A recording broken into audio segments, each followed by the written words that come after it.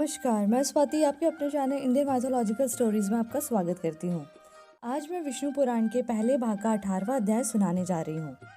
17वें अध्याय में हमने हिरण्यकशिपु का दिग्विजय और प्रहलाद का चरित्र सुना था।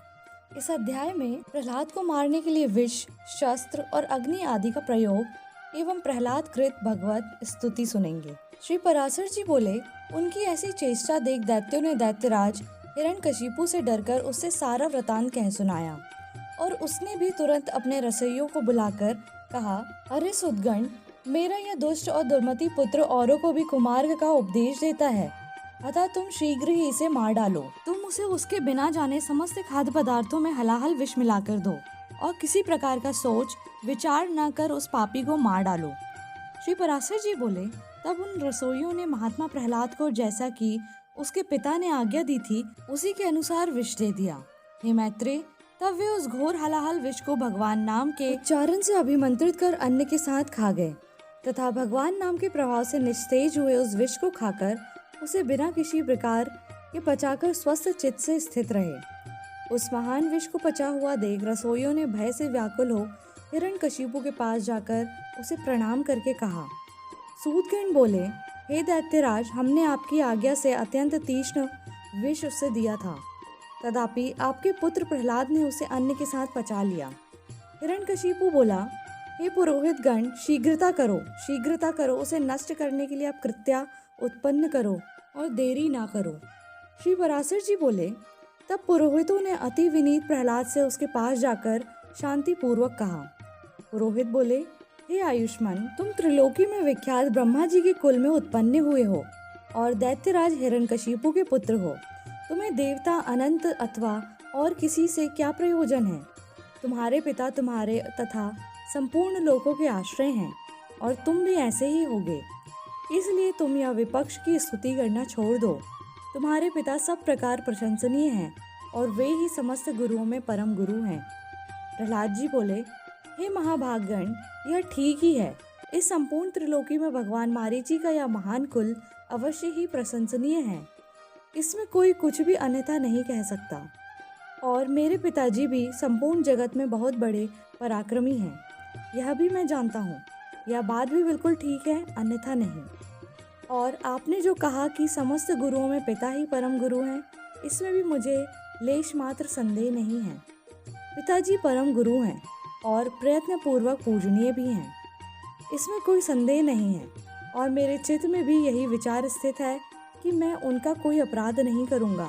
किंतु आपने जो यह कहा कि तुझे अनंत से क्या प्रयोजन है, सो ऐसी बात को भला कौन न्यायोचित कह सकता है? आपका यह कथन किसी भी तरह ठीक नहीं है।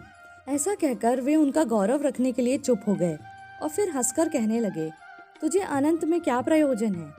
इस विचार को धन्यवाद है। हे मेरे गुरुगण, आप कहते हैं तुझे अनंत से क्या प्रयोजन है। धन्यवाद है आपके इस विचार को।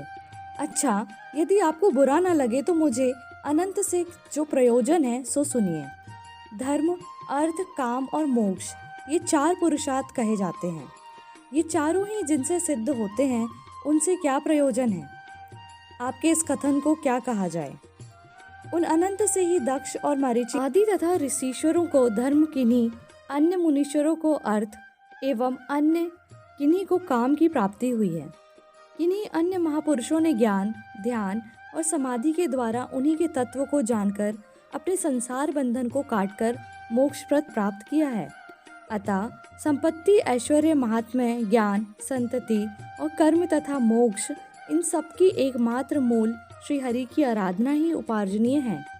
हे द्विजगण, इस प्रकार जिनसे अर्थ, धर्म, काम और मोक्ष, ये चारों ही फल प्राप्त होते हैं, उनके लिए भी आप ऐसा क्यों कहते हैं कि अनंत से तुझे क्या प्रयोजन है और बहुत कहने से क्या लाभ?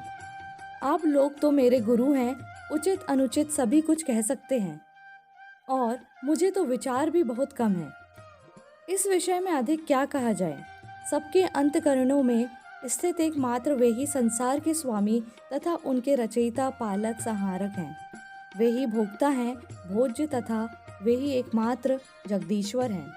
हे गुरुगण, मैंने बाल्य भाव से यदि कुछ अनुचित कहा हो तो आप क्षमा करें। पुरोहितगण बोले, अरे बालक, हमने तो यह समझकर कि तू फिर ऐसी बात ना कहेगा तुझे अग्नि में जलने से बचाया है। हम यह नहीं जानते थे कि तू ऐसा बुद्धिहीन है। रे दुर्मते, यदि तू हमारे कहने से अपने इस मोहमय आग्रह को नहीं छोड़ेगा तो हम तुझे नष्ट करने के लिए कृत्या उत्पन्न करेंगे। प्रहलाद जी बोले, कौन जीव किससे मारा जाता है और कौन किससे रक्षित होता है? शुभ और अशुभ आचरणों के द्वारा आत्मा स्वयं ही अपनी रक्षा और नाश करता है। कर्मों के कारण ही सब उत्पन्न होते हैं और कर्म ही उनकी शुभाशुभ गतियों के साधन हैं। इसलिए प्रयत्न पूर्वक शुभ कर्मों का ही आचरण करना चाहिए। श्री पराशर जी बोले, उनके ऐसा कहने पर उन दैत्यराज के पुरोहितों ने क्रोधित होकर अग्निशिखा के समान प्रज्वलित शरीर वाली कृत्या उत्पन्न की। उस अति भयंकरी ने अपने पादाघात से पृथ्वी को कंपित करते हुए वहां प्रकट होकर बड़े क्रोध से प्रहलाद जी को छाती में त्रिशूल से प्रहार किया, किंतु उस बालक के वक्ष स्थल में लगते ही वह तेजोमय त्रिशूल टूटकर पृथ्वी पर गिर पड़ा और वहां गिरने से भी उसके सैकड़ों टुकड़े हो गए। जिस हृदय से निरंतर अक्षुण भाव से श्री हरि भगवान विराजते हैं, उसमें लगने से तो वज्र के भी टूक टूक हो जाते हैं, त्रिशूल की तो बात ही क्या। उन पापी पुरोहितों ने उस निष्पाप बालक पर कृत्या का प्रयोग किया था, इसलिए तुरंत ही उसने उन पर वार किया और स्वयं भी नष्ट हो गई। अपने गुरुओं को कृत्या द्वारा जलाए जाते देख महामती प्रहलाद, हे कृष्ण रक्षा करो, हे अनंत बचाओ, ऐसा कहते हुए उनकी ओर दौड़े। प्रहलाद जी कहने लगे, हे सर्वव्यापी विश्वरूप विश्वसृष्टा जनार्दन, इन ब्राह्मणों की इस मंत्राग्नि रूप दुस्सह दुख से रक्षा करो। सर्वव्यापी जगतगुरु भगवान विष्णु सभी प्राणियों में व्याप्त हैं। इस सत्य के प्रभाव से ये पुरोहित गण जीवित हो जाएं। यदि मैं सर्वव्यापी और अक्षय श्री विष्णु भगवान को अपने विपक्षियों से भी देखता हूँ तो ये पुरोहित गण जीवित हो जाएं। जो लोग मुझे मारने के लिए आए, जिन्होंने मुझे विष दिया, जिन्होंने आग में जलाया, जिन्होंने दिग्गजों से पीड़ित कराया और सर्पों से डसाया, उन सबके प्रति यदि मैं समान मित्र भाव से रहा हूँ और मेरी कभी पाप बुद्धि नहीं हुई तो उस सत्य के प्रभाव से ये दैत्य पुरोहित जी उठे। श्री पराशर जी बोले, ऐसा कहकर उनके स्पर्श करते ही वे ब्राह्मण स्वस्थ होकर उठ बैठे और इस विनयावनत बालक से कहने लगे। पुरोहितगण बोले, हे वत्स, तू बड़ा श्रेष्ठ है। तू दीर्घायु, निर्द्वंद, बल, वीर संपन्न तथा पुत्र पौत्र एवं धन्य ऐश्वर्यादि से संपन्न हो। श्री पराशर जी बोले, हे महामुने, ऐसा कह पुरोहितों ने दैत्यराज हिरण्यकशिपु के पास जा उसे सारा समाचार ज्यों का त्यों सुना दिया। इसी से 18वां अध्याय समाप्त होता है। बोलिए श्री हरि विष्णु भगवान की जय। और आप भी कमेंट में ज़रूर लिखें, श्री विष्णु भगवान की जय।